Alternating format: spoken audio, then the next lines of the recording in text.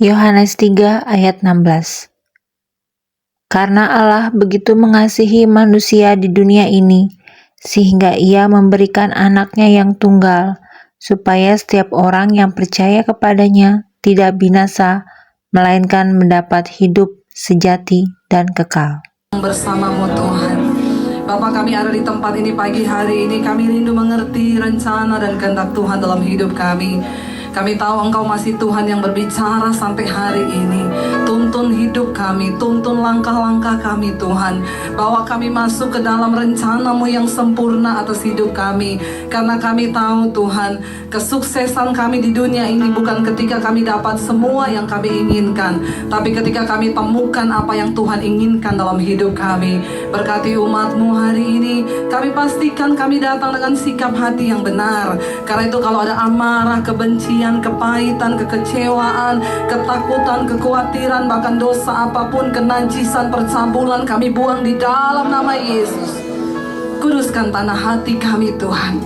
Layakkan tanah hati kami jadi tanah yang subur, supaya benih firman Tuhan tertabur dan menghasilkan buah dalam hidup kami. Dan buah itu tetap, sehingga nama Tuhan dipermuliakan dalam hidup kami. Urapi hamba-Mu yang tidak ada apa-apanya, urapi setiap kami. Kami buka hati bagi kebenaran firman-Mu. Di dalam nama Yesus yang percaya Tuhan di tengah kita, memberkati kita. Mari katakan bersama. Amin. Tepuk tangan saudara bagi Tuhan. Silakan duduk saudara, shalom. Bagaimana kabarnya hari ini? Luar biasa karena kita punya Tuhan yang luar biasa ya. Karena kemarin kita baru merayakan Hari Kartini ya, dan Kartini itu dilambangkan sebagai wanita yang luar biasa saudara ya. Nah hari ini ada temanya juga ya, agak kewanita-wanitaan ya. Jadi para pria, tapi tenang saja, ada buat pria juga walaupun agak-agak kesemet. Tapi nggak apa-apa ya, supaya para pria di sini juga bertobat, amin. Kayaknya kok nggak enak ya kedengarannya. Ya langsung saja kita buka Hakim-Hakim pasal yang keempat. Ya, Hakim-Hakim pasal yang keempat, kita baca sama-sama. Saudara semua tahu kisah ini ya, judulnya adalah Deborah dan Barak ya. Bukan karena nama saya Debbie lalu saya khotbahkan Deborah, enggak ya, tapi kita semua perlu belajar dari kisah. Kenapa kisah ini ditulis? Supaya kita belajar. Semua yang ditulis dalam firman Tuhan itu adalah bagus untuk kita belajar dan menarik nilai dari setiap firman itu ya. Ada yang bilang gini, Bu, kan Daud juga perselingkuhannya dengan Betseba ditulis, berarti kita boleh tiru ya. Saudara, yang ditiru itu yang baik, amin. Yang nggak baik jangan ditiru, amin. Jangan ditiru perselingkuhannya, amin. Kenapa kisah Daud itu ditulis? Supaya saudara baca akibat yang pernah ditimbulkan oleh perselingkuhan Daud itu di bawah seumur hidup loh. Jadi baca juga akibat-akibatnya, jangan cuma dosanya yang ditiru ya. Yuk kita baca secara bergantian. Saya baca ayat 1, saudara 2, dan tolong kalau baca Alkitab perhatikan tanda baca, amin. Saya baca ayat yang pertama, ini nggak ada amin-amin ya, amin. Coba tolong agak bersemangat dikit ya. Oke, ayat yang pertama berkata begini, setelah Ehud mati, orang Israel melakukan pula apa yang jahat di mata Tuhan. 2. Lalu Tuhan menyerahkan mereka ke dalam tangan Yamin, raja Kanaan, yang memerintah di Hasor. Panglima tentaranya adalah Sisera yang tinggal di Hasor. Nah, bingung agak terakhir itu ya memang. Saudara perhatikan ya, ini siklus dari kehidupan bangsa Israel. Setiap kali mereka jatuh dalam dosa, mereka berbuat dosa, perhatikan, Tuhan menyerahkan mereka ke tangan Yabin, raja Kanaan. Siklus dari kehidupan bangsa Israel, mereka jatuh dalam dosa ya, lalu Tuhan serahkan mereka, terhimpit, tertekan, lalu akhirnya bertobat, diselamatkan lagi. Jadi seperti itu. Nilai pertama yang bisa kita ambil kehidupan kekristenan kita itu seperti itu. Kalau kita mau menikmati semua yang baik, maka ya hiduplah dalam kekudusan, amin. Kejarlah perkenanan Tuhan, amin. Karena dosa itu membuat kita menghalangi kita menikmati yang baik. Makanya ada ayat firman Tuhan yang berkata begini, bukan tanganku yang kurang panjang untuk menolong engkau, bukan telingaku kurang tajam mendengarkan seruanmu, tapi dosamu itu yang menghambat semua yang baik daripadamu. Katakan. Ketika kita ini hidup dalam dosa, nggak mau bertobat, ya keadaan kita ya seperti itu. Kita hidup dalam keadaan kutuk. Kenapa? Ingat loh, karena Alkitab berkata dalam kitab Ibrani, kita ini punya banyak saksi yang melihat hidup kita. Saksi yang pertama itu pasti Tuhan. Saksi yang kedua adalah setan. Setan bisa lihat saudara, walaupun saudara nggak bisa lihat setan, amin.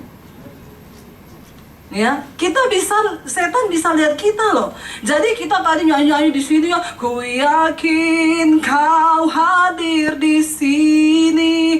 Waktu mau bersinah nyanyi juga, ku yakin kau hadir, amin. Lo bener, waktu kita mau berantem nyanyi, amin. Karena Tuhan itu hadir, Dia melihat semua yang kita buat. Kalau saudara cuma hebat nyanyi di gereja, pulang ke rumah saudara maki-makian suami istri, saudara hidup dalam kepahitan, nggak ada guna saudara. Karena setan juga ketawa lihat hidup saudara. Setan bilang di gereja dia nyanyi hebat ya. Oh kalau nyanyi itu luar biasa, sampai surga bergetar. Tapi keluar dari gereja hidupnya, setan bisa lihat kita nggak bisa lihat setan. Jadi hati-hati ya. Kenapa ketika kita melakukan dosa, iblis itu mendakwa di hadapan Tuhan? Ya, ketika ada alasan Tuhan memberkati kita, iblis juga cari alasan. Lihat saudara, ketika anak-anak Allah menghadap kepada Tuhan di kisah Ayub yang pertama, di situ juga dikatakan ada anak-anak iblis. Ya, jadi anak Tuhan menghadap Allah, anak iblis ikut di dalam barisan itu. Lalu Tuhan tanya, iblis dari mana lu? Dari jalan-jalan keliling dunia. Kata setan, saya habis jalan-jalan mengelilingi bumi. Jadi kerjaannya setan itu keliling-keliling. Jadi kalau ada orang Kristen yang sukanya keliling terus tanpa tujuan, nah itu temennya. Ya bertobat, amin. Jangan keliling-keliling terus. Lalu Tuhan tanya, kamu keliling-keliling ngapain? Ya melihat kehidupan orang-orang itu. Lalu Tuhan bilang, kamu lihat Ayub nggak? Iya, saya lihat Ayub. Saleh ya, hidupnya takut akan aku ya. Setan bilang, iya karena engkau pagari kekayaannya. Karena engkau pagari anak-anaknya. Alkitab berkata Ayub itu ketika anak-anaknya pulang pesta, tengah malam pulang pagi, bangun pagi, Ayub selalu mempersembahkan korban. Dia bakar korban, dia tumpahkan darah anak domba untuk apa? Dia bilang jangan-jangan tadi malam anak-anakku sudah bersinah. Itu yang membuat Ayub itu berkenan di hadapan Tuhan.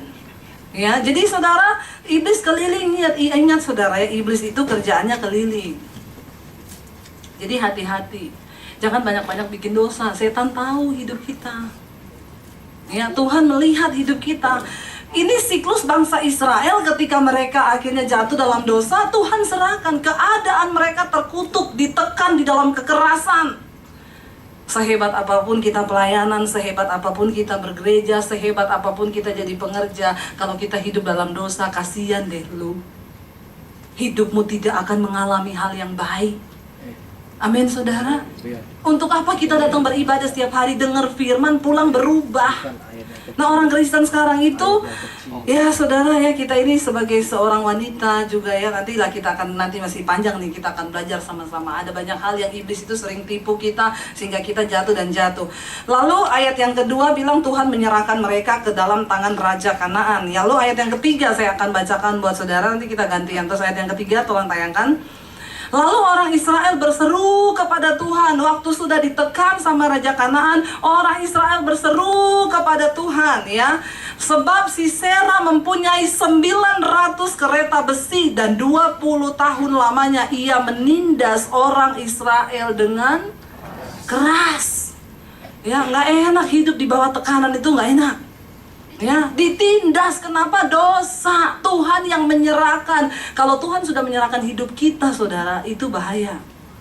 Ya, bahaya. Ya, di dalam kitab saya pernah baca ayat firman Tuhan itu yang dikatakan begini, karena kedegilan hati mereka, Tuhan menyerahkan mereka kepada hawa nafsunya untuk saling mencemarkan. Kalau Tuhan yang sudah menyerahkan, itu bahaya loh. Ya, itu bahaya. Nah, di sini dikatakan bangsa Israel berseru karena sudah nggak tahan, 20 tahun ditindas ya dengan kerasnya. Lalu baca ayat yang keempat bilang apa? Baca sama-sama 1, 2, 3.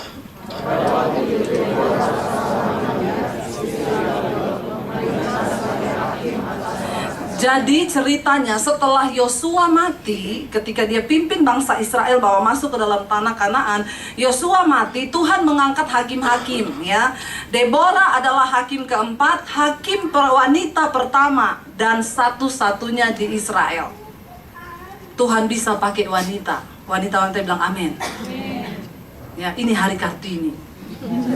Harinya kita ini. Makanya khotbah saya juga tentang wanita.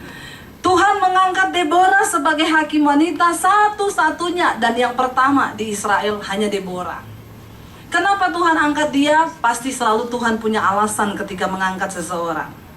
Yang pertama pasti dia takut sama Tuhan. Yang kedua pasti dia taat pada Tuhan. Ada banyak alasan Tuhan pakai seseorang, saudara. Oke, kita lanjut ayat yang kelima, baca sama-sama 1, 2, 3.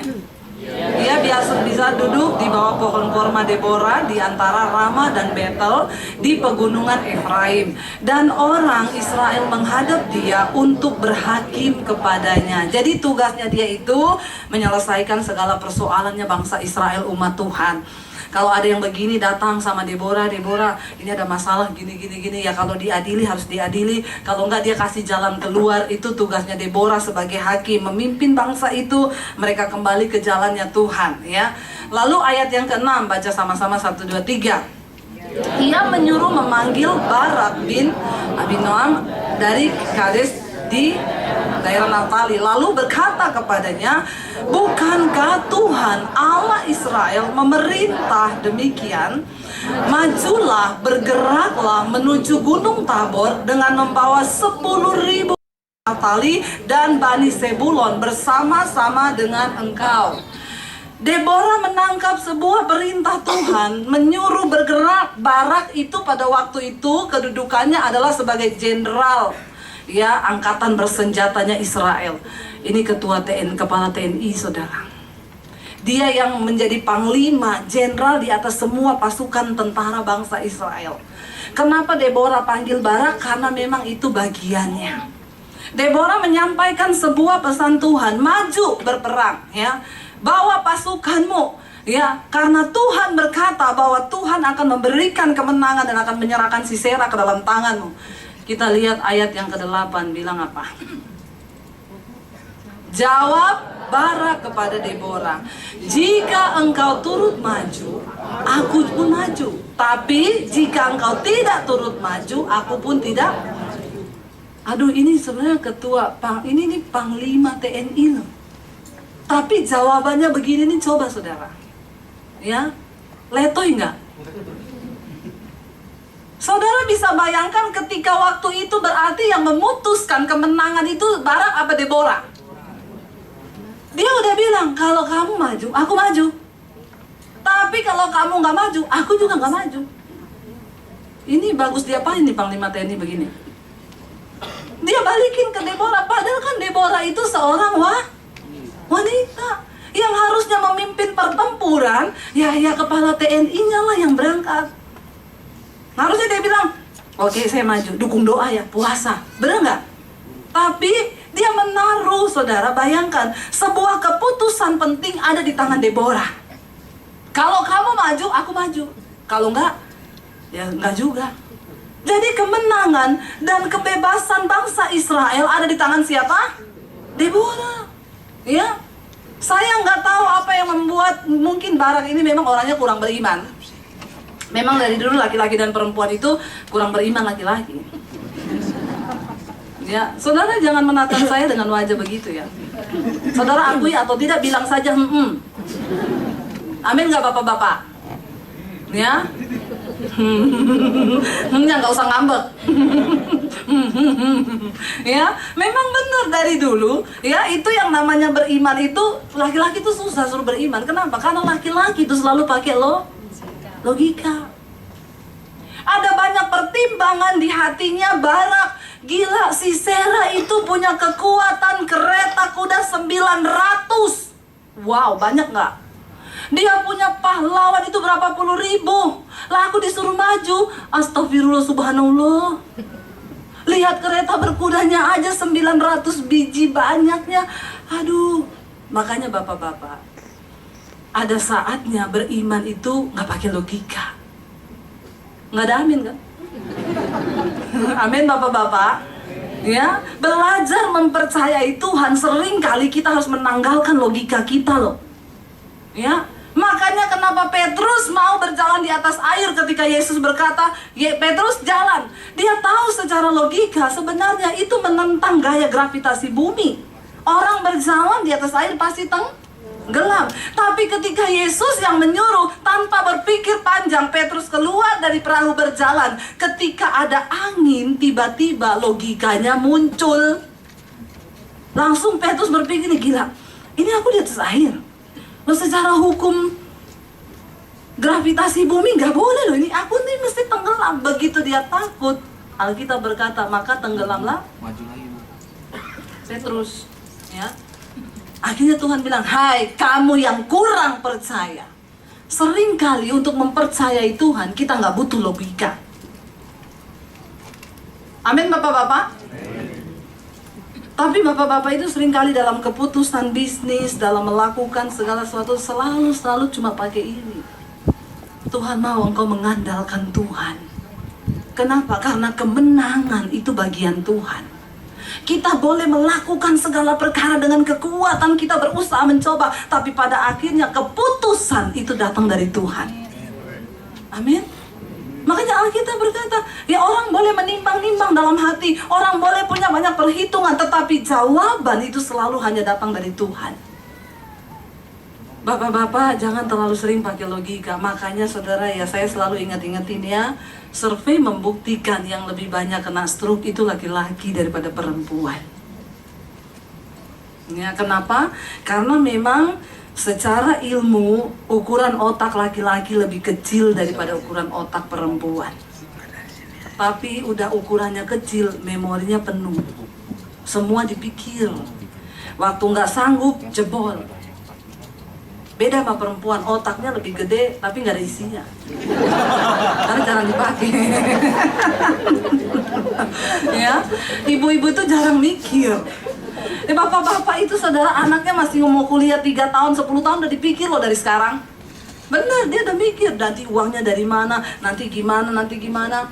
Ibu-ibu itu enggak, dia pakai perasaan terus. Nggak ada duit, nangis.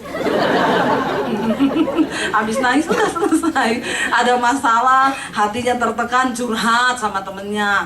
WA, gue mau cerita nih, kenapa bete banget sama suami, kenapa ini gini, curhat panjang banget saudara. Padahal temennya nggak baca loh. Saking panjangnya temen cuma gini, terus dia balas, yes, amin ya, berdoa saja. Udah belum dia. Padahal juga nggak dibaca. Tetapi itulah wanita. Wanita itu selalu pakai perasaan. Saya kemarin ada ibu yang telepon saya malam-malam, Bu Debi, saya berantem sama suami. Terus dia nggak mau ngomong nih. Yaudah besok pagi waktu dia bangun ibu cium dia, nggak mau. Ya kalau dia tegur saya ya saya mau, kalau nggak ya malas juga Bu. Ya jangan gitulah Bu. Ya laki-laki itu memang begitu, kelihatannya kuat, padahal mereka itu makhluk yang lemah. Ya nanti kita lihat aja besok pagi ya. Besok pagi ya saya tanya, Bu gimana Bu? Nggak mau jawab, nggak mau noleh, nggak mau ini. Ya udahlah biarin aja, saya mau pergi.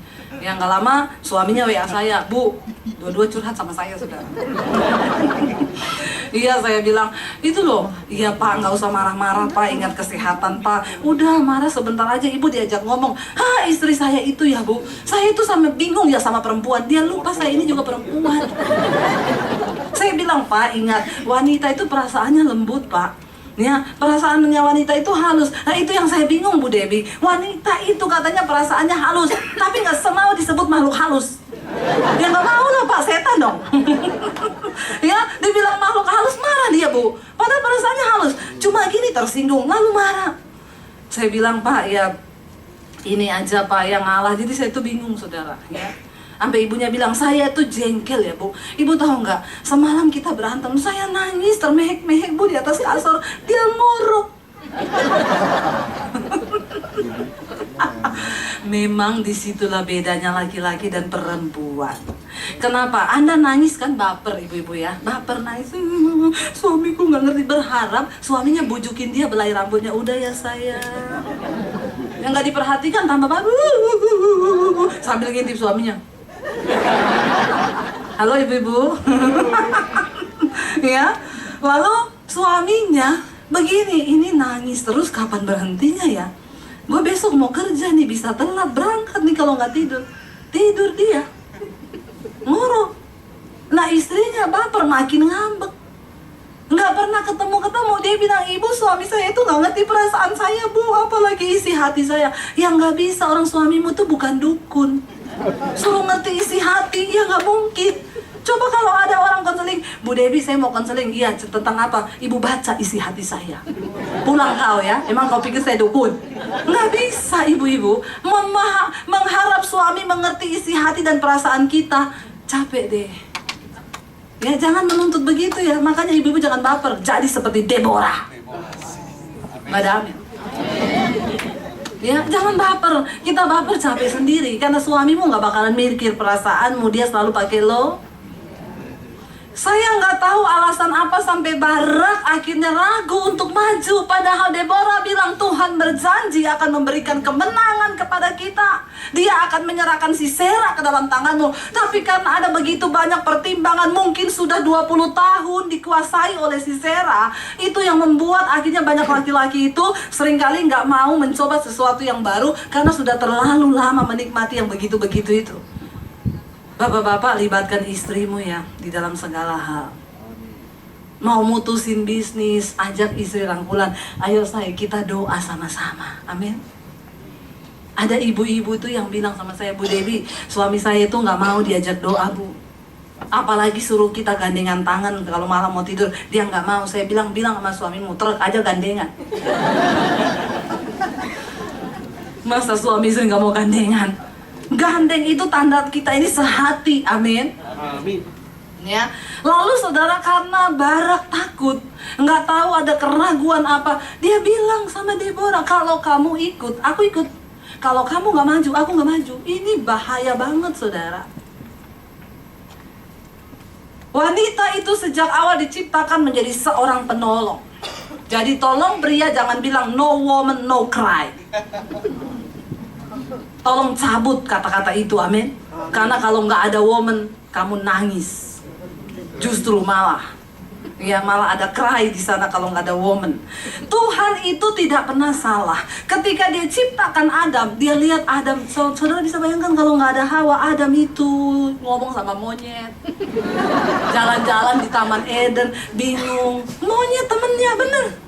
Lalu Tuhan lihat, stres dia lama-lama, gila ini kalau nggak ada teman. Amin bapak-bapak. Ya.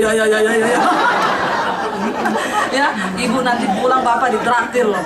Ya, itu luapan hatinya langsung ya. Ya, bapak ditinggal istri mau gila kan? Enggak. Berarti istrinya tidak berdampak ini. Ya, jadi saudara, ya Adam itu melongo, ya lihatin monyet, lihatin kambing, tidak ada yang sepadan dengan dia. Lalu Tuhan tuh melihat, kasihan ya, tidak baik kalau manusia itu hanya seorang diri. Aku akan menciptakan bagi dia seorang penolong.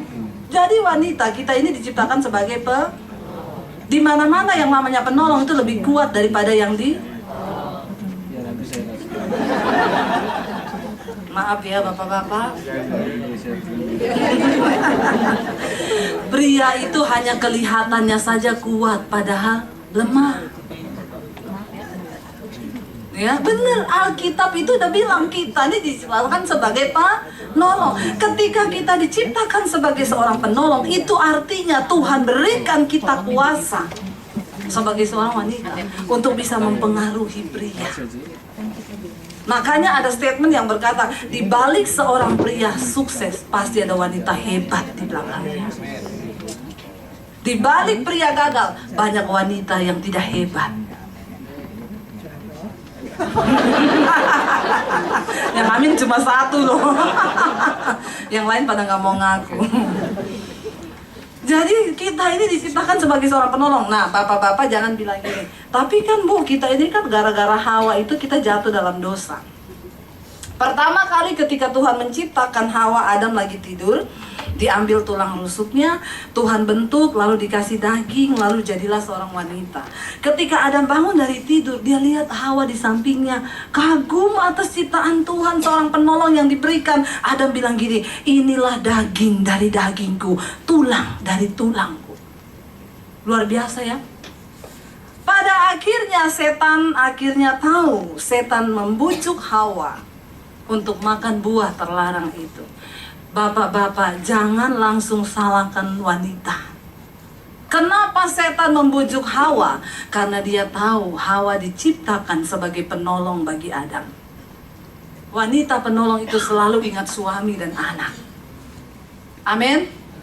Kita pergi kemana, makan apa, ingat, aduh suami anak, bungkus ya Pak buat suami anak di rumah. Bener nggak? Suami nggak pernah ingat. Ya, makan sendiri ya. Pokoknya pulang tanya dari sama istri, malah udah makan? Belum. Baru udah makan. Akhirnya setan mempengaruhi Hawa. Alkitab berkata, ketika Hawa istrinya memakan buah itu, teringatlah dia akan suaminya. Lalu dia berikan buah yang dia makan itu tinggal separuh, dia kasih sama Adam. Saya mau tanya, kalau yang digoda Adam waktu itu, apa yang terjadi? Adam makan diam-diam satu pohon itu buah, habis semua. Hawa tanya, ngapain dah? Enggak.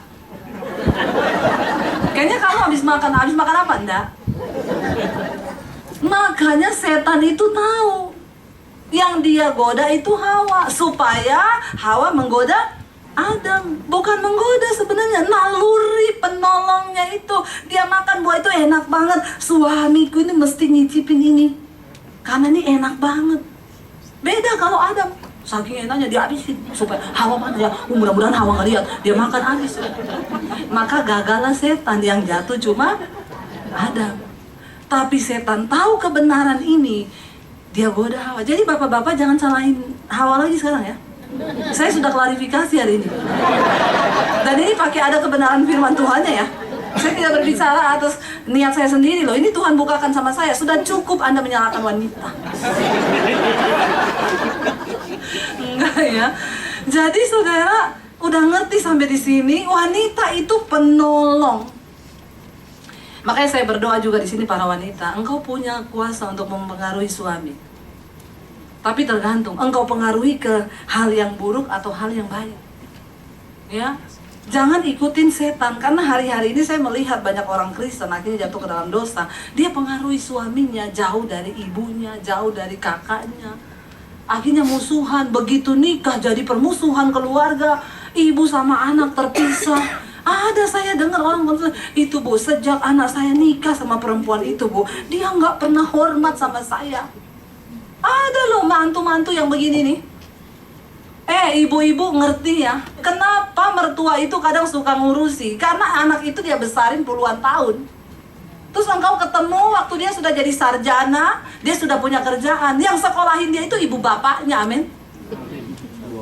Bener nggak? Ya, Anda mau terpukul, tersinggung silakan. Tapi ini tugas saya menyampaikan. Karena sudah terlalu banyak nih saya konseling. Itu Bu, sejak nikah sama perempuan itu, saya dimusuhin, kasihan kan ibunya. Yang udah pelihara anak ini sampai 20 tahun, tiba-tiba ketemu seorang wanita, dia melupakan semua keluarganya. Engkau dapat udah enak, udah jadi sarjana, udah kerja, lu tinggal terima gaji. Coba berani ada yang protes saya? Nah, kita buka yuk kebenaran ini. Cukup orang Kristen, engkau hebat di gereja tapi berantem sama mertua, berantem sama kakak ipar. Ngapain coba? Apa yang kau pelajari firman di dalam Alkitab, di dalam gereja? Bener nggak? Ya, setelah menikah dia nggak pernah hormat sama saya Bu. Itu Bu, kalau mertua saya datang ke rumah, udah deh saya sama suami ribut terus. Kenapa? Mertua mau campuri semua. Ya maklum, dia masih merasa itu anaknya yang dia besarkan dari kecil. Kalau mertua saya datang di rumah saya, saudara, ya begitu. Saya goreng tempe, potong tipis-tipis, dia iris. Sini, Daniel tuh nggak suka tipis-tipis, maunya yang tebel. Dalam hati saya, dia udah nikah sama saya Bu, saya tahu dia nggak suka yang tebel. Tapi ya sudahlah, emaknya, bener nggak? Ntar semua masakan dikasih gula, dikasih kecap. Saya bilang, Bu, nanti kemanisan. Ora popo, Daniel seneng yang manis. Saya bilang, sekarang udah nggak terlalu Bu, karena istrinya udah manis. Masalah buat lo. Kayaknya nggak terima. Ya, keberatan Anda. Ya, jadi tapi ya maklum aja kan. Ya wes lah, maklum. Ya memang itu orang tuanya dari kecil dia yang besarkan suami saya. Jadi waktu dia datang dia merasa itu masih anaknya. Semua mau diurusi, kita ngerti aja niat baiknya, bener nggak? Ya, sampai kadang, loh ini kenapa pas bunga di sini, Ji? Saya tanya sama anaknya, itu maknya tadi mak yang pindahin. Saya tanya, mak kenapa dipindahin? Nggak bagus kalau di situ menghalangi. Ya wes, biarin aja. Ntar kalau dia pulang kita balikin lagi. Bener nggak saudara? Ngapain sih harus berantem? Amin. Coba kalau semua kita waras, kan nggak perlu ada pertikaian, apalagi terus kita datang suami, tuh loh makmu itu loh, semua kan, coba saudara jadi penolong tuh yang bener, amin. Jangan setelah nikah sama kamu terus suamimu jadi berantem sama maknya, itu nggak bener, buah apa yang dihasilkan. Kadang saya ingetin suami loh, saya kasih uang ke mak loh, kamu belum kasih uang loh bulan ini. Kadang kalau ketemu maknya, saya udah pegang duit, saya suruh suami saya yang kasih, kamu yang ngasih ya, biar dia tahu anaknya itu sayang mamanya. Masa saya terus, sekali-sekali kamu. Kata suami saya, sama aja lah. Enggak sama, nih kamu yang kasih. Harus seperti itu saudara. Belajar kita menghormati, amin. Ya, ada ibu-ibu cerita sama saya, itu Bu Debbie tiap mertua datang, saya sama suami ribut. Aduh Bu, kacau, waduh gimana, tapi saya mau usir dia, nggak bisa. Terus akhirnya saya beli tanaman Bu, saya taruh di rumah. Dia datang, ditanya, bagus banget nih tanaman, apa namanya? Lidah mertua. Kan ada tuh sansevieria ya, tajam-tajam, panjang, tajam kayak pedang. Kenapa juga itu orang namakan lidah mertua coba? Baru dia taruh di depan pintu rumah, banyak banget tanam tusuk-tusuk tinggi. Maknya tanya, ini tanaman apa ya? Bagus ya? Ini namanya lidah mertua, Mak. Ya tajamnya kayak begini nih, Mak. Ya besok maknya packing barang pulang ke kampung, saudara. Kalau dia seneng. Jangan ya, saudara. Sebagai wanita, kita ini diberikan Tuhan kuasa untuk menolong, untuk mempengaruhi suami, untuk bisa melakukan hal-hal yang baik, amin. Yang berantem sama mertua pulang nanti berbaikan. Kalau enggak, Anda nggak usah datang gereja lagi. Lo bener, percuma kan? Ngapain gereja coba kalau nggak belajar lakukan firman? Amin. Jangan punya musuh yang berantem sama ipar, datang, perbaiki hubunganmu. Tuhan udah mau datang, jangan main-main saudara. Tuhan mau kita kudus dan berkenan di hadapannya. Ya, itu yang Tuhan mau. Ya, yang keras-keras aja hari-hari ini. Ya, pakai lidah-lidah. Ya, nggak apa-apa ya kalau kita mengerti kebenaran ini. Ya udah, orang tua kan dia merasa ya udahlah jangan bermusuhan. Kemarin ada ibu-ibu yang mengeluh sama saya, Bu Debbie, anak saya sejak menikah nggak pernah peduli orang tua kami, kadang kesusahan uang, dia diberkati luar biasa, tapi dia nggak pernah lihat kami. Sampai kadang-kadang suami saya bilang, di mana firman yang waktu kecil dia kita bawa ke sekolah minggu? Tapi dia jadi begini sejak ketemu istrinya. Jadi tolong istri-istri, engkau tuh diciptakan menjadi penolong, bukan pemecah belah di dalam keluarga, amin. Makanya saya ini menjadi mantu kesenangan mertua saya. Ya. Bener, ya disayang banget saya sama mertua. Ya karena saya ngerti aja, bener nggak? Orang itu merasa dikasihi kalau dikasih duit.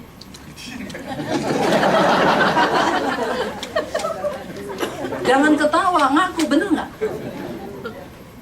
Kita bilang kita doain dia nggak rasa saudara doa. Tapi duit dia rasa. Amin. Makanya Yesus bilang gini, engkau harus cerdik jadi anak Tuhan. Lebih cerdik dari orang dunia. Kenapa? Karena orang-orang dunia mengikat persahabatan dengan mamon. Orang tua itu merasa dikasih kalau apa sih? Waktu dia butuh duit, kita kasih dia duit, bener nggak? Kita kasih dia perhatian, ya. Saudara-saudara kita yang belum kenal Tuhan, bagaimana bukti kita mengasihi mereka? Ya saat mereka butuh, ya tolong ngasih.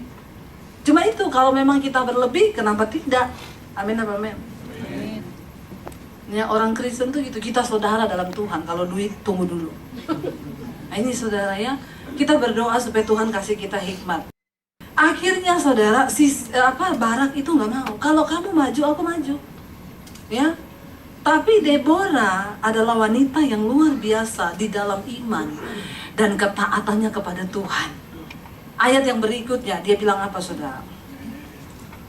Ya, ayat yang berikutnya ketika Deborah tadi dia bilang, ya sudah saya, kalau kamu maju, saya maju. Itu ayat yang ke-5 kalau nggak salah ya. Kata Deborah, baik, aku turut. Ya, Deborah menantang Barak. Oke, baik, aku turut. Hanya engkau tidak akan mendapat kehormatan dalam perjalanan yang akan engkau lakukan ini.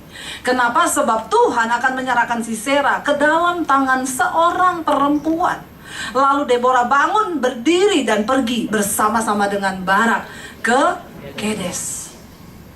Tadinya Tuhan berjanji akan menyerahkan Sisera ke dalam tangannya Barak. Tapi karena Barak menolak dan bilang kalau Deborah pergi, dia pergi. Kalau enggak. Akhirnya Deborah bilang, oke, karena kamu sudah punya iman yang seperti itu, kamu ragu. Maaf ya, kamu tidak akan mendapat kemuliaan dan kehormatan di peperangan ini. Padahal Tuhan mau serahkan siapa? Panglimanya Kanaan, Sisera, panglima yang luar biasa gagah perkasa. Coba kalau diserahkan ke tangannya Barak, dia bisa bunuh Sisera, tersebar ke seluruh dunia. Bahwa Barak akhirnya berhasil menumpas Sisera. Dia dapat kehormatan dan kemuliaan yang wow. Seringkali kita membuang kesempatan dari Tuhan. Kenapa? Karena ketidakpercayaan kita. Ya. Visi dari Tuhan bisa nggak batal? Bisa. Siapa yang membatalkan? Manusia. Walaupun Tuhan berencana melakukan ini, ketika ada campur tangan manusia yang tidak percaya dan tidak mengandalkan Tuhan, bisa bubar. Ya, jadi hari ini saudara, mari kita pegang iman kita, belajar pegang dengan Tuhan. Mengandalkan Tuhan, bukan mengandalkan kekuatan kita. Semua yang dibangun dengan berdasarkan kekuatan manusia bubar di tengah jalan. Nggak akan ada yang bisa berjalan. Sekalipun bisa, Tuhan bilang kemuliaan bukan engkau yang akan terima. Kan sayang, dia kehilangan promosi. Barak adalah seorang panglima TNI dan dia sangat butuhkan promosi. Itu saudara tahu, orang itu dapat promosi, apalagi di bagian militer, itu dia dapat promosi ketika dia berhasil mengalahkan seseorang yang luar biasa. Ya, ketika Daud mengalahkan Goliat, apa timbal balik? Ini sayembara dari Raja Saul. Kalau ada seorang yang bisa mengalahkan ini orang yang luar biasa, karena semua prajurit kuda angkat tangan. Yang pertama, dia diangkat jadi prajurit. Yang kedua, dikasih nikah sama anaknya raja. Bayangkan kalau Barak bisa bunuh Sisera waktu itu, dia bisa menempati posisi yang luar biasa. Tapi karena imannya ciut, karena dia takut, karena dia nggak percaya sama Tuhan. Dalam hidup ini ada banyak hal yang kadang membuat kita takut. Tapi hari-hari ini Tuhan tuntut iman kita kepada Dia. Amin. Nggak perlu takut saudara, bersama Tuhan kita bisa mencapai kemenangan. Ya, lalu akhirnya kamu nggak akan terima kemenangan. Ya udah, maju aja, tapi maaf, kemuliaan gak akan jatuh ke tanganmu. Toh sama-sama berangkat. Kenapa sih dia harus taruh imannya kepada Deborah? Harusnya dia percaya aja. Lalu ayat yang berikutnya bilang apa saudara? Ayat yang ke-10, kita baca sama-sama. Barak mengerahkan suku Sebulon dan suku Naftali ke Kades. Maka 10.000 orang maju mengikuti dia. Juga Deborah maju bersama-sama dengan dia. Ayat 11. Ya, ayat 11 langsung. Adapun Heber orang Keni itu telah memisahkan diri dari suku Keni, dari anak-anak Hobab ipar Musa, dan telah berpindah-pindah memasang kemahnya sampai ke pohon Tarbantim di Sanaim di dekat Kedes. Jadi saudara, ini ceritanya nanti kalau saudara pulang di rumah saudara bisa baca. Saudara tahu pada akhirnya Sisera itu mati di tangan siapa? Sisera mati bukan di tangannya Barak, bukan di tangannya Deborah. Sisera itu mati ketika dia lari dari, sudah ditumpas habis sama Barak. Semua pasukannya, kereta berkudanya sudah ditumbang balikan oleh Barak. Lalu dia lari saudara. Waktu dia lari, dia bersembunyi di satu gubuk. Ya, di dalam gubuk itu ada yang namanya Yael, itu seorang wanita dalam gubuk itu.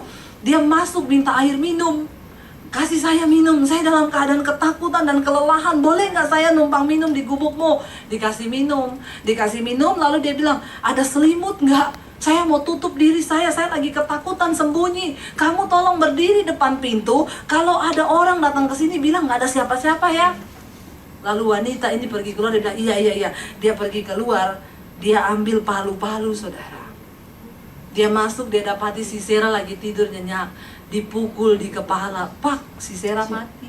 Bukan di tangan seorang pahlawan, cuma mati di tangan orang perempuan biasa di kampung yang gubuknya dipakai buat sembunyinya Sisera. Kalau Tuhan mau beri kemenangan, kesempatan, bahkan orang biasa pun Tuhan bisa pakai jadi luar biasa, amin. Ya, bener nggak? Nyesel nggak? Secara ini mungkin Barak, ya ampun, Barak datang, dia tanya sama perempuan itu, ada orang nggak lari ke sini? Ada tuh di dalam. Begitu Barak masuk, dia dapati Sisera udah mati dengan luka di kepala karena dipukul pakai palu-palu. Simpel banget nggak matinya? Ya, bukan mati di panah, bukan mati di pedang dengan luka-luka. Nggak, ketiduran, ketakutan, dipukul palanya, mati. Ya, saudara, kalau kita ini mau belajar percaya sama Tuhan, Tuhan udah bilang lewat Deborah, Allah akan menyerahkan Sisera dalam tanganmu, Barak. Tapi karena Barak punya banyak ketakutan pertimbangan dalam hidup ini, seringkali kita juga melewatkan banyak kesempatan berharga dari Tuhan karena kita takut menghadapi kenyataan di depan. Saya ingat ketika dulu papi saya suruh pilih, kamu pilih keluarga atau Yesus. Secara manusia jujur, ada banyak ketakutan di depan saya. Saya mau makan apa? Saya mau tinggal di mana? Saya mau makan dari mana? Saya mau kerja apa? Dia bilang, kalau kamu pergi dari rumah ini, kalau kamu pilih Yesusmu, jangan bawa ijazah. Saya mau lihat Yesus kasih makan kamu pakai apa. Ada banyak ketakutan berkecamuk dalam benak saya. Karena saya tidak tahu mau di mana, mau bagaimana hidup saya nggak tahu ke depan. Tapi saya cuma percaya pada firman. Tuhan bilang, berbahagialah kamu jika karena namaku engkau meninggalkan ayahmu, ibumu, rumahmu, ladangmu, pekerjaanmu, apa saja yang kau miliki, kamu akan memperolehnya lipat kali ganda. Cuman dengan iman dan belajar mempercayai Tuhan, saya tinggalkan keluarga saya tahun 96, saudara. Mengikut Yesus tanpa peta, belum ada Google Map. Ingat nggak ketika Abraham disuruh pergi dari sana keluarganya? Tuhan bilang, Abraham pergi ke satu negeri yang akan aku tunjukkan kepadamu. Dia belum ditunjukin. Tuhan nggak bilang, nih peta bawa ya, pakai Google Map. Nanti kalau kamu tersesat, itu kotanya di sini. Enggak. Tuhan bilang, ke satu negeri yang akan aku tunjukkan kepadamu. Ini bilang bahasa iman. Seringkali kita nggak punya cukup rasa percaya kepada Tuhan. Tapi kalau nyanyi di gereja, ku yakin kau hadir di sini, ku rasakan kuasa yang tak terbatas. Tuhan bilang apa? Iya. Ketika engkau menghadapi persoalan, adakah sedikit rasa percayamu kepada Tuhan? Adakah engkau nangis di kaki Tuhan dan berkata, Tuhan pulihkan rumah tanggaku? Adakah engkau bilang, Tuhan, aku menaruh semua harapku padamu, pulihkan usaha pekerjaan bisnisku? Masih adakah rasa yang seperti itu? Atau kita sibuk dengan kekuatan dan kemampuan kita berkata, ya udah mentok semuanya, saya udah gak bisa melakukan apa-apa. Lalu kita itu cuma iman tok kalau ke gereja hari Minggu. Semua pintar nyanyi, satu-satunya yang ku andalkan. Kata malaikat, Fred. Ya, ayo saudara, kita belajar bahwa mengikuti Tuhan itu bukan cuma nyanyi. Ngikut Tuhan itu bukan cuma di gereja, amin, amin, amin. Pulang dari gereja, itu kehidupan kekristenan yang sesungguhnya. Waktu nggak ada duit masih bisa nyanyi ya? Halo? Ya, bisa, tapi lagunya cabut nyawaku. Ya, jangan ya saudara. Nyanyi, walaupun lagi ada dalam persoalan dan tekanan, nyanyi ya. Ku yakin kau hadir di sini. Setan bilang, apa iya ada Tuhan? Ku rasakan kuasa yang tak terbatas. Apa iya bayar utang gak bisa? Ku yakin kau nyata di sini. Rumah tanggamu mau bubar, kemenangan. Amin. Itu iman. Ya, jangan kayak Barak mundur ya, nggak ada iman. Hilang kemuliaan. Saudara percayalah, Tuhan sampai hari ini dia masih Tuhan yang mau menuntun umatnya. Dia masih Tuhan yang masih berbicara. Dia mau menuntun tanganmu, membawa engkau kepada kemenangan demi kemenangan. Tapi sayang, banyak umatnya yang sudah mulai gak percaya. Kenapa Tuhan gak kasih Abraham waktu itu peta? Pergi Abraham, ini peta engkau lihat. Kenapa? Karena Tuhan tahu kalau Abraham dikasih peta, matanya lihat peta terus. Dia tidak lagi mengandalkan Tuhan. Tapi karena gak punya peta, tiap berhenti di satu tempat. Alkitab berkata, Abraham menyembelih kurban, mendirikan mezbah bagi Tuhan, lalu bertanya, Tuhan mau gimana lagi? Dalam hidup kekristenan kita, masihkah kita bertanya pada Tuhan? Masihkah kita tanya, Tuhan, ini saya mau maju atau mundur Tuhan? Tuhan, ini saya cerai atau enggak Tuhan? Tuhan, ini saya mau gimana nih Tuhan? Kalau Tuhan ngomong ya silakan. Tapi kita berdoa, sudah minta tuntunan Tuhan. Amin. Yang mau menikah, doa dulu ya, tanya Tuhan jodohmu yang mana ya. Jangan main tabrak loh. Ya, soalnya udah kepala 3 Bu. Nanti kalau nggak nikah sekarang kadaluarsa, expired nanti. Ya, jangan ya saudara. Tanya Tuhan. Tuhan mau nggak Tuhan? Ini saya mau nikah sama ini, Tuhan mau nggak? Saya pernah saudara pelayanan di Solo. Saya pelayan di Solo. Selesai khotbah, lucu. Tuhan gerakan saya untuk altar call tapi khusus tim PPW saja. Jadi waktu itu saya panggil semua singers, worship leader, pemusik maju, ya, mengurapi mereka. Waktu saya doakan, tiba-tiba ada worship leadernya wanita waktu itu. Nangis dia saudara, dilawat Tuhan, nangis teriak-teriak. Begitu selesai, ya dia bilang sama saya gini, Kak Debbie, kayaknya Kak Debbie itu datang ke sini cuma untuk saya. Saya bilang, loh, kok cuma untuk kamu?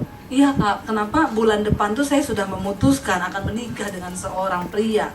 Dan dia bukan orang Kristen Kak, tapi dari seberang. Kenapa?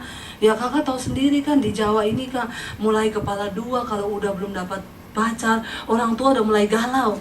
Apalagi mulai 25 belum dapat jodoh, dibilang perawan tua kan malu. Nah saya ini kan udah mulai 30, memang sih saudara, di bawah 30 jodoh di tangan Tuhan, di atas 30 Tuhan lepas tangan. Enggak ya. Jadi harus banyak doa dan puasa itu kalau begitu. Enggak, Tuhan nggak pernah lepas tangan. Cuma memang carinya agak susah sih ya. Udah diskon 70 nggak laku-laku ya, plus 20 lagi nggak laku juga. Tapi ya sudahlah, percaya sama kuasa kedaulatan Tuhan ya. Akhirnya dia bilang gini, nah karena saya ini udah menginjak kepala 3 Kak, saya sudah berdoa Kak, Tuhan kirim jodohku Matius, Markus, Petrus, Lukas, Yohanes. Nggak ada yang datang Kak. Satu kali yang datang Sulkifli. Lalu taulah orang tua di Jawa ini Kak, waktu mama saya diomongin datang, dia bilang siapa aja yang penting mau nikahin kamu. Udah ketuaan kamu, mama malu sama keluar sama tetangga-tetangga di sini, kamu gak laku-laku. Ya udah, akhirnya ketemu dua belah pihak keluarga. Saya itu sudah dilamar dan nanti bulan depan kami akan menikah. Tapi waktu Kak Debbie khotbah tadi, lalu Kak Debbie doain, saya tadi dapat peneguhan, enggak Kak, saya mau batalin ini semua. Saya bilang, iya, kalau kamu menikah terus gimana? Ya saya ikut Kak dengan cara mereka. Ya kalau dengan cara mereka berarti kamu menyangkal Yesus loh. Ya iya, disuruh ucapin. Nah terus gimana? Kamu jangan pernah, kamu WL loh. Tugasmu itu melayani Tuhan, memimpin pujian loh. Terus sekarang kamu disuruh menyangkal Tuhan, kamu mau? Selama ini kamu nyanyi bilang Tuhan dahsyat, Tuhan hebat, mana imanmu? Putusin, sebentar lagi Tuhan kirim Petrus sama kamu. Akhirnya saudara benar. Dia bilang, iya Kak, apapun Kak, saya nggak boleh. Tadi saya dapat peneguhan dari Tuhan. Enggak Tuhan, saya nggak mau tinggalin Tuhan Yesus, saya udah melayani Tuhan. Saya pulang ke Jakarta. Sebulan kemudian ada orang masuk di inbox saya. Kak Debbie, masih ingat saya nggak? Saya lihat fotonya, iya. Di dulu yang WL Kak Debbie doakan di Solo. Iya Kak, bener Kak, waktu saya putusin Sulkifli. Beberapa hari kemudian Tuhan kirim Petrus. Terus jadi saya sekarang sudah menikah Bu sama Petrus. Setan itu tahu waktu engkau minta. Yang pertama tahu Tuhan, yang kedua tahu siapa? Setan. Ya, engkau minta jodoh, setan tahu minta jodoh, dia kirim dulu Muhammad. Sulkifli. Siapa tahu dia terima Sulkifli. Tapi ketika Tuhan berkenan atas jalan hidup seseorang, maka Tuhan menyelamatkan orang itu. Jadi saya datang ke Solo saudara, 1 jiwa ini diselamatkan. Dia bisa batalkan saudara dia dengan Zulkifli. Sekarang hidupnya berbahagia dengan Petrus. Jadi hati-hati ya. Ada banyak hal Tuhan memberi kita kesuksesan, tapi setan selalu berusaha menghalangi. Akhirnya Barak tidak dapat kemuliaan. Justru perempuan biasa yang datang Sisera nebeng di gubuknya, dipukulin pakai palu.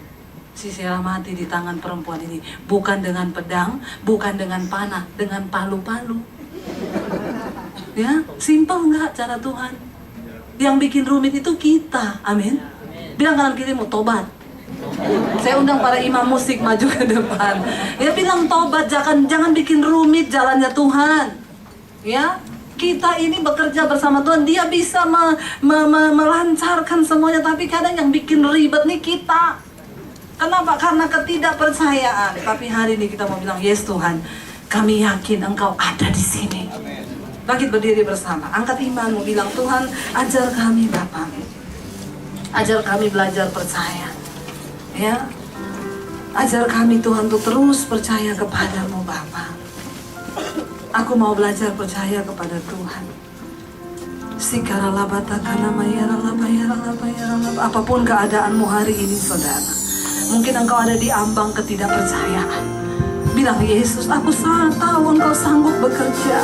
Ampuni kalau selama ini Tuhan tidak bisa bekerja karena aku membatasi kuasa Tuhan. Tapi hari ini Bapa, kami tahu tidak ada perkara yang mustahil bagi Tuhan. Engkau sanggup melakukan segala sesuatu. Hanya Tuhan bawa supaya hati kami ini belajar percaya kepadamu. Sikaralah bayarlah. Sikaralah batakana bayarlah bayarlah mo. Sikara batakana bayarlah mo. Kami mau percaya padamu Tuhan. Kami mau berharap padamu Bapa. Kita bayarlah bayarlah. Haleluya.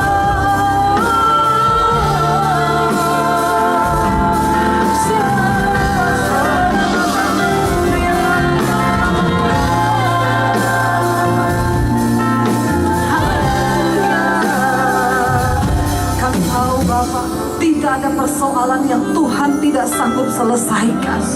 Tidak ada satupun yang tidak ada jalan keluar. Tapi seringkali kami tidak melihat jalan-Mu karena ketidakpercayaan kami. Ampuni kami Tuhan. Yang datang suami istri hari ini boleh bergandengan tangan. Mari bergandengan tangan, bilang Tuhan, kami menaruh harapan kami hanya kepadamu Bapa, Raja di atas segala raja, Tuhan yang kami percayai. Sikata karala basyata karala balala. Siarala bata kana mayarala bayarala bayarala bayarala. Ku yakin Kau hadir di sini. Ku rasakan kuasa yang tak terbatas. Ku yakin Kau nyata di sini. Kemenangan terjadi di sini. Bayangkan tanganmu pada Tuhan dengan iman. Ku yakin Kau hadir di sini. Yes, Lord. Rasakan kuasa yang tak terbatas. Ku yakin Kau nyata di sini. Kemenangan terjadi di sini.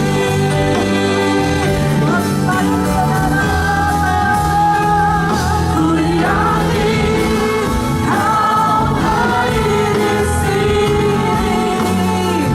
Ku rasakan kuasa yang tak terbatas.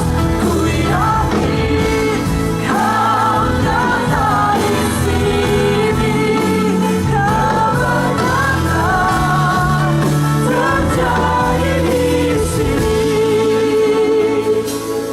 Saudara, apapun persoalanmu hari ini, bawa kepada Tuhan. Dia hadir di sini.